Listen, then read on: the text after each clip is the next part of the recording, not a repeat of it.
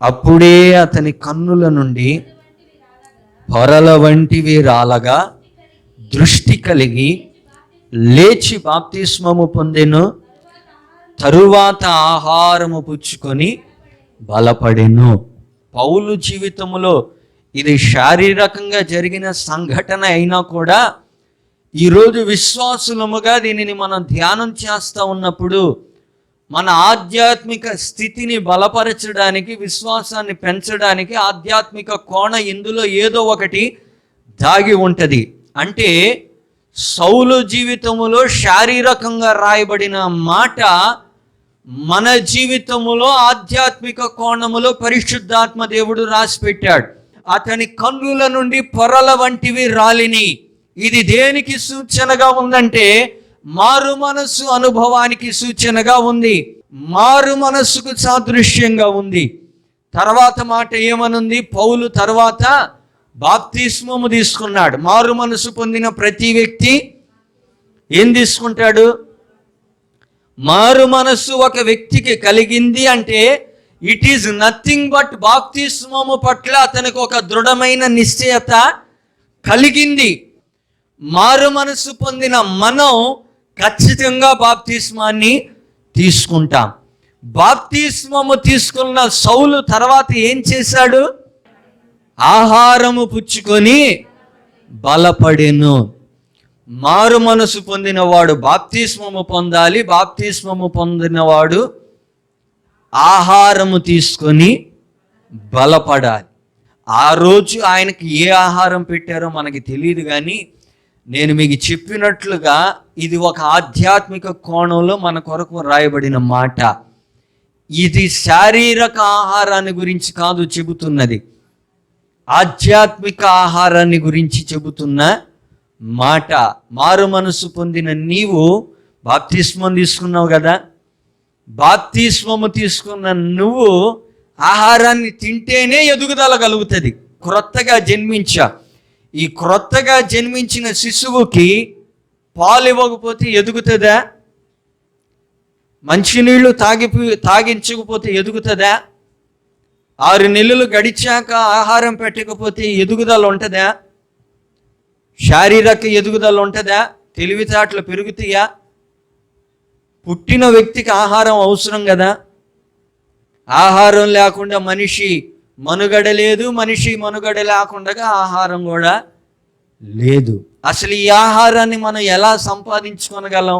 ఆహారం ఎలా వస్తుంది? నీవు నేలకు తిరిగి చేరు వరకు ఎట్లా? నీ ముఖపు చెమట కార్చి ఆహారము తిందువు. మీకంత కష్టంగా ఉన్నా కూడా మీరు ఎందుకు వెళ్తున్నారు? దేనికోసం? ఆహారాన్ని సంపాదించుకోవటం కోసం. ఆహారం ఎందుకు తినాలి? బ్రతకడానికి, శరీరానికి బలం తెచ్చుకోవడానికి. అసలు శరీర బలం ఎందుకు? సైక్లింగ్ ప్రాసెస్ అంటారు చూసారా? ఇది అలా ఇక చక్రం ఎన్నిసార్లు తిరిగినా మళ్ళా అక్కడికే వస్తుంది. బండి చక్రం కానీ, కారు చక్రం కానీ, సైకిల్ చక్రం కానీ మీరు చెప్పండి, ఎన్నిసార్లు తిరిగినా దాని స్పోక్స్ మారతాయా? దాని సెంటర్ స్థానం మారుతుందా? అది అలా తిరుగుతూనే ఉంటుంది. Cycling process. దేవుడు ఆదాముతో చెప్పిన మాట అది. నీవు ఆహారం తినాలంటే చెమట గార్చాలి. చెమట గార్చి ఆహారం తిని బలం తెచ్చుకొని మళ్ళీ ఏం చేయాలి? మళ్ళీ ఆహారాన్ని సమకూర్చుకోవాలి. అయితే ఆదాము గురించి దేవుడు అలా చెప్పాడు, కానీ ఆధ్యాత్మికంగా మనం ఎలా మరి ఈ ఆహారాన్ని సమకూర్చుకోవాలి? ఒక విశ్వాసి ఆధ్యాత్మిక ఆహారాన్ని సమకూర్చుకోవడానికి చెమట కార్చాలా? లేదంటే అసలు కార్చవలసిన అవసరమే లేదా? సౌలు బలపడడానికి ఆహారం తిన్నాడండి. విశ్వాసి బలపడడానికి ఆహారం కావాలి. బైబిల్ సెలవిస్తుంది, ఆహారం మీరు తినాలి, సమకూర్చుకోవాలంటే మీరు కష్టపడాలి, చెమట గార్చాలి. ఇప్పుడు ఆధ్యాత్మికంగా మనం అంతరంగిక పురుషుడు బలపడడానికి కావలసిన ఆహారం మనం సమకూర్చుకోవాలంటే ఇది ఎక్కడి నుండి వస్తుంది, ఎలా వస్తుంది? దీనికోసం మనం మరలా ముఖపు చెమట కార్చాలా? వాక్యము సెలవిస్తుంది, ఆయన చెమట ఎట్లా మారింది? బహు దుఃఖములో మునిగేనే, చెమట రక్తముగా మారేనే. ఆంతరంగిక పురుషునికి ఆహారం సమకూర్చబడాలంటే చెమట కార్చబడవలసిన అవసరత ఉంది. అయితే ప్రభు ఆ భారం మన మీద మోపల. అర్థమైందా మీకు? మన ఆంతరంగిక పురుషునికి ఆహారం మనం సమకూర్చడానికి మనం చెమట కార్చవలసిన అవసరం లేదు. ఆయన కార్చిన చెమట ఉంది చూసారా? తలలో నుండి కారిన చెమట నేల మీద రక్తపు బిందువులాగా పడిందంట. మనం విశ్వాసిగా బలపడడానికి, మనం సమృద్ధిగా ఆహారం తిని పోషింపబడడానికి ఆయన ఆల్రెడీ సిలువలో చెమటను కార్చాడు. స్తోత్రం. ఇప్పుడు మనము పడవలసిన ప్రయాసము ఆహారము కొరకు ఆయన పడ్డాడు, అవునా? ఇప్పుడు ఇంతకీ ఇది ఏ ఆహారం? మనం తినవలసిన ఆహారం ఏంటి? యేసుక్రీస్తు ప్రభువుల వారు చెప్పారు, జీవాహారము నేనే, విశ్వసించువాడే నిత్య జీవం కలిగిన వాడు, జీవాహారము నేనే. లోక సంబంధమైన ఆహారము తిన్నవాడికి మళ్ళా ఆకలి వేస్తుంది. ఇందాక నేను చెప్పాను కదా, సైక్లింగ్ ప్రాసెస్. తింటాం, ఆకలి వేయటం, ఆకలి వేసినందుకు తింటాం, తిన్నందుకు ఆకలి వేయడం, సైక్లింగ్ ప్రాసెస్. కానీ నన్ను తిన్నవాడికి ఇంకెన్నడూ ఆకలి కొనడు. సమర స్త్రీతో చెప్పాడు, నువ్వు ఇచ్చే నీళ్లు తాగితే మళ్ళా దాహం వేస్తుంది, నేనిచ్చే నీళ్లు తాగువాడికి ఎన్నడూ దప్పిక కొనడు. జీవాహారము నేనే. మారు మనస్సు పొంది బాప్తిస్మము తీసుకున్న ప్రతి వ్యక్తి కూడా ఆహారము తినాలండి. అది ఏంటిదో తెలుసా? దేవుని శరీరం, దేవుని రక్తం. ఈ రోజున చాలా సంఘాల్లో చాలా మంది విశ్వాస జీవితంలో ఇది ఎలా అయిపోయిందో తెలుసా? కమ్యూనియన్ సర్వీస్ అనేది ఆచారబద్ధంగా ఆచరిస్తూ ఉన్న పరిస్థితులను ఈ రోజున సంఘాల్లో, వ్యక్తిగత జీవితాల్లో మనం చూస్తూ ఉన్నాం. దేవుని శరీరం, దేవుని రక్తం ఏమైపోయిందో తెలుసా? ఇది ఒక ఆచారం అయిపోయింది. నెలంతా ఇష్టం వచ్చిన పనులు చేయటం, ఇష్టానుసారంగా తిరగడం, ఇష్టం వచ్చినట్టు జీవించడం. మళ్ళా నెలలో మొదటి ఆదివారం రాగానే ఈ మునుపు ఆదివారాలు కనబడరు. ఎప్పుడు వస్తారో తెలుసా? ఎప్పుడు వస్తారు? మొదటి ఆదివారం సరిగ్గా బల్లారాధన టయానికి వచ్చి అది తీసుకొని వెళ్ళిపోతారు. ఇంకొంతమంది నిర్లక్ష్య గుంపు ఉంది. అది ఎలా ఉంటుందో తెలుసా? పెళ్ళిళ్ళకైనా ప్రాముఖ్యత ఇస్తారు కానీ దీనికి ప్రాముఖ్యత ఇవ్వరు.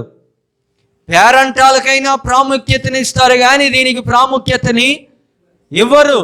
ఊర్లు వెళ్ళి సెటిల్మెంట్లు చేయడానికి, పెద్దరికంగా మాట్లాడడానికి ప్రాముఖ్యతని ఇస్తారు కానీ దీనికి ప్రాముఖ్యతని ఇవ్వరు. 2018వ సంవత్సరాల్లో 12 నెలలు బల్లారాధనలో పాలు పంపులు పొందిన వాళ్ళు చెయ్యొద్దండి. ఉచితంగా దేవుడు చెమట కార్చి, ఆయన ప్రయాసపడి, నలుగొట్టబడి, గాయపరచబడి, వెలివేయబడి, ముఖాన గాండ్రించి ఉమ్మేసినా కూడా ఉచితంగా నువ్వు ఆహారం తిని బలపడాలని దేవుడు అంత ప్రయాసపడితే విశ్వాసుల పరిస్థితి ఎలా అయిపోయిందో తెలుసా? ఉచితంగా వచ్చిన ప్రతిదీ నిర్లక్ష్యమే. ఉచితంగా వస్తే పెనాలైనా తాగుతారు కానీ నిర్లక్ష్యమే. ఓరుకొచ్చిన ప్రతిదీ కూడా నిర్లక్ష్యమే, పట్టించుకోరు దాన్ని. దేవుడు ఓరకనే ఆహారం తిని బలపడండి అయ్యా అంటే ఎంత నిర్లక్ష్యమో తెలుసా? సంవత్సరంలో సరిగ్గా ఒక 8 నెలలు బల్లారాధనలో పాలు పంపులు పొందుతారేమో. అంటే వీళ్ళు వచ్చేది కరెక్ట్గా 8 వారాలే, ఇక మిగిలిన వారాలు కనపడరు. ఆంతరంగిక పురుషునికి అంటే ఆధ్యాత్మిక వ్యక్తికి సరైన ఆహారం అందకపోతే ఏమవుతుందో తెలుసా? సస్తాడంతే. ఏముంది? పుట్టిన పసికందుకు పాలు అందకపోతే ఏమవుద్దండి? ఏడ్చి ఏడ్చి ఏడ్చి ఏడ్చి మహా అయితే 24 గంటలు, లేదంటే 48 గంటలు. ఆ తర్వాత లోకంలో కలిసిపోయిన విశ్వాసులు ఎంతమంది ఉన్నారండి? ఎట్లున్నారో తెలుసా? వాళ్ళు బాప్తిస్మాలు తీసుకున్న వాళ్ళే, వాళ్ళు ప్రభు వల్లలో పాలు పంపులు పొందిన వాళ్ళే. కానీ వాళ్ళ పరిస్థితి ఈరోజు ఎలా ఉందో తెలుసా? వాళ్ళ మనుగడ ఈరోజు ఎలా ఉందో తెలుసా? లోకంలో కలిసిపోయారు. భక్తి లేదు, దేవుడు లేడు, పాడు లేడు, ఏమీ లేవు. ఎందుకు ఈ పరిస్థితి ఒక విశ్వాసికి కలుగుతుంది అంటే, సరైన ఆహారం అందకపోతే వాడికి ఆరోగ్యం ఉండదు కనుక క్షీణించిపోతాడు. ఏమైందమ్మా రావట్లేదు అంటే, అప్పులు పెరిగిపోయినాయి పాస్టర్ గారు, సమస్యలు పెరిగిపోయినాయి, ఇబ్బందులు పెరిగిపోయినాయి, కష్టాలు పెరిగిపోయినాయి. సరైన ఆహారం అందేవాడు మాట ఏముంటుందో తెలుసా? అసలు వాడు అప్పుల వైపు చూడడు. విశ్వాస నిరీక్షణ అంతా పైనున్న వాటి మీదే. హల్లెలూయా. సరైన ఆహారం, పోషకాహారం అందాలండి. అప్పుడు దాకా జీవోత్సవంలాగా పడి ఉన్నాడు సౌలు. ఆ ఆహారం తినగానే బలపడ్డాడు. ఎంతగా బలపడ్డాడో తెలుసా? వెళ్ళి సాక్ష్యం ఇచ్చేస్తున్నాడు. రెండో రోజే వెళ్ళి సాక్ష్యం చెప్పేస్తున్నాడు. అయ్యలారా, మిమ్మల్ని హింసిస్తూ మిమ్మల్ని భయపెట్టిన సౌలుని నేనే, ఆ క్రీస్తు నాకు ప్రత్యక్షమయ్యాడు, నన్ను దర్శించాడు. నేను ఇప్పుడు మునుపటి సౌలు వంటి సౌలుని కాదు. నేను మారు మనసు పొందాను, బాప్తిస్మము తీసుకున్నాను, పరిశుద్ధాత్మ అభిషేకము నా మీదకు దిగి వచ్చింది.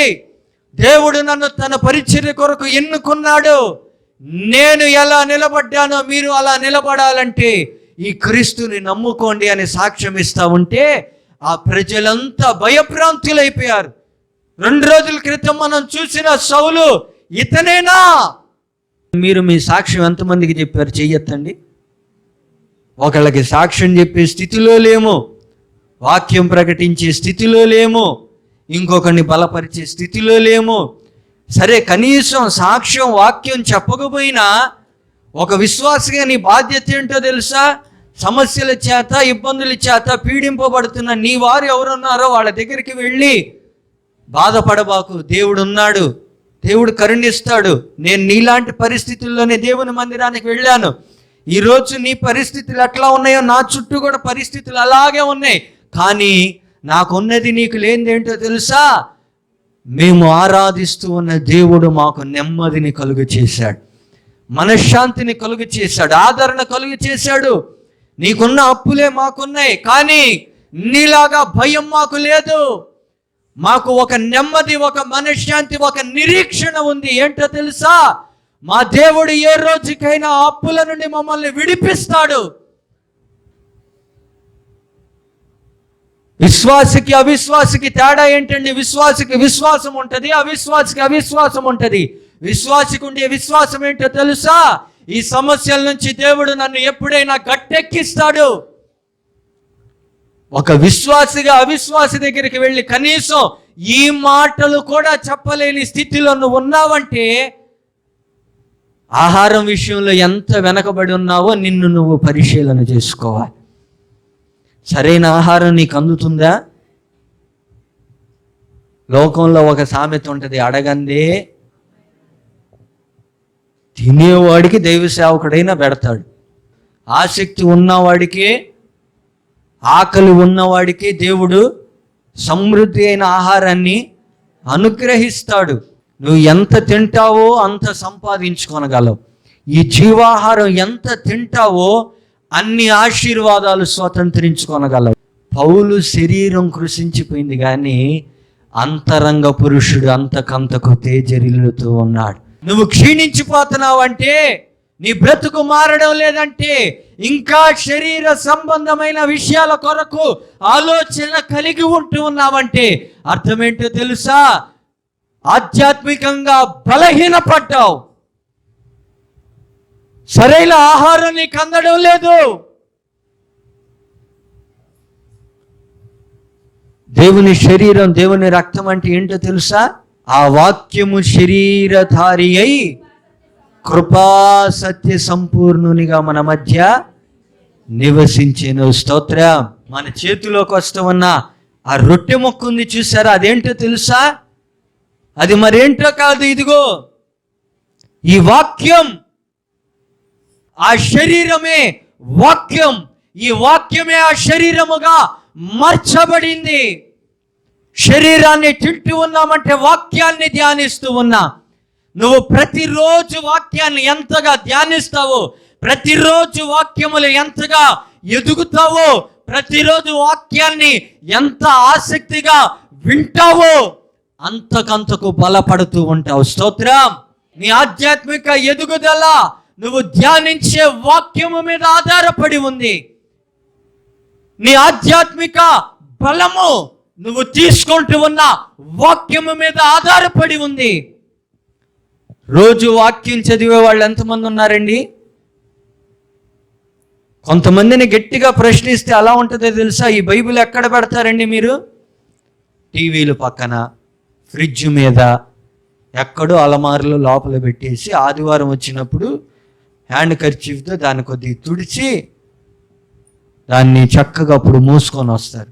రోజు చదివే వాళ్ళు కూడా అంతలాగా జనాలకు కనపడేటట్టు తెచ్చుకోరు, వీళ్ళు తెస్తారు. రోజు దాన్ని ధ్యానం చేసేవాళ్ళు కూడా అంతలాగా ఊపరు, వీళ్ళు ఊపుతారు.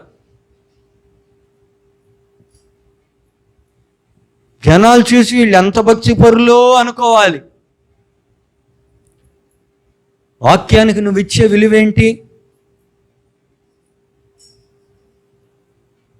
వాక్యం అంటే ఏంటో తెలుసా?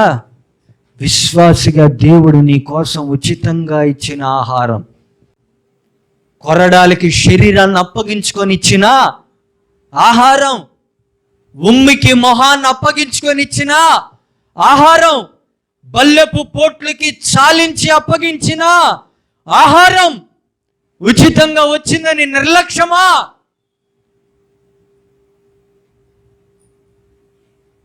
విశ్వాసిగా నీకు సమృద్ధి అయిన ఆహారం అందకపోతే నువ్వు పడిపోయే ప్రమాదం ఉంది.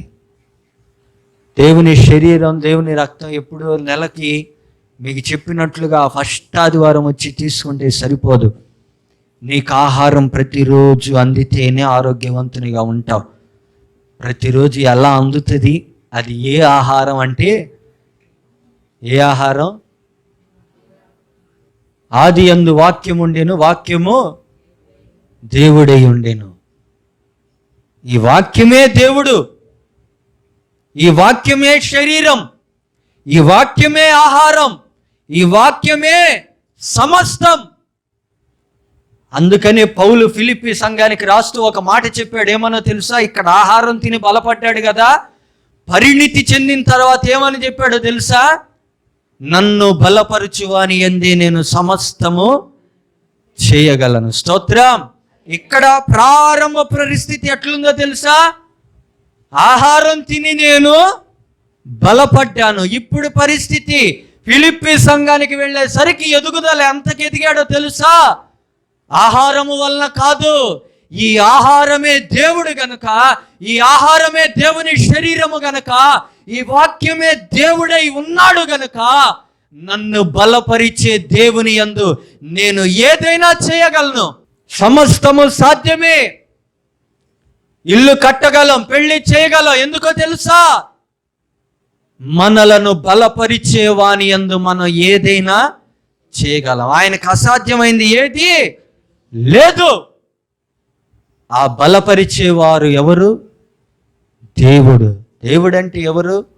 ఆది యందు వాక్యం ఉండెను, ఆ వాక్యమే కృపా సత్య సంపూర్ణునిగా శరీరధారి మన మధ్య, ఆ శరీరమే విరగొట్టబడి మీ చేతికి ఇవ్వబడిను. దాన్ని యేసుక్రీస్తు చెప్పాడు, ఆ జీవాహారము నేనే. దేవుడు మరలా మీకు ఆహారాన్ని పెట్టడానికి సిద్ధంగా ఉన్నాడు. ఇది మొదలుకొనైనా మీరు లోతైన అనుభవంలోనికి వెళ్ళడానికి ఇష్టపడుతున్నారా? ఇది మొదలుకొనైనా ఆధ్యాత్మిక స్థితిలో ఎదుగుదల కొరకు కాంక్షిస్తున్నారా? దేవుడు అలాంటి కృప మీకందరికీ దయచేయునుగాక.